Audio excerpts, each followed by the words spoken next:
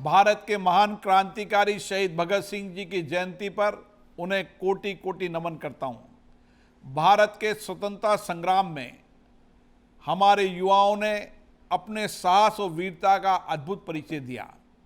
उसमें से एक युवा भगत सिंह जी, जिन्होंने देश के लिए सर्वोच्च बलिदान दी, कुर्बानियां दी और आज भी शहीद भगत सिंह जी की कुर्बानी बलिदान हमारे नौजवानों को नई प्रेरणा देती है।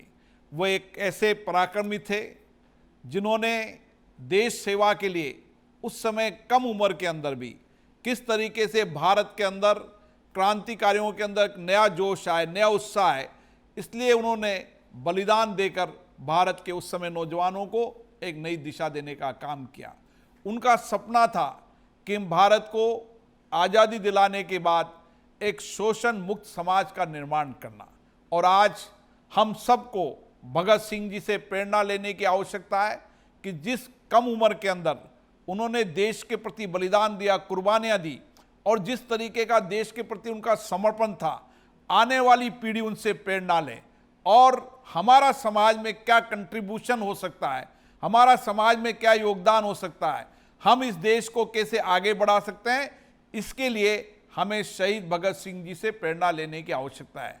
मुझे साथियों ये कहने में गर्व हो सकता है कि आज इस 75 साल की आज़ादी में भारत ने एक नए कीर्तिमान हासिल किए।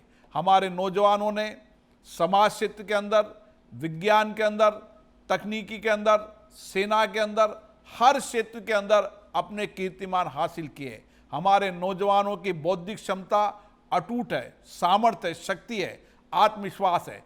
इसके साथ साथ हमें देश के प्रति समर्पण और सेवा का भाव और पैदा करने की आवश्यकता है। सरदार भगत सिंह जी की जयंती हमें इसी तरीके की प्रेरणा देती है कि देश के लिए मेरा भी कुछ न कुछ योगदान हो और किस तरीके से भारत विकसित राष्ट्र बने।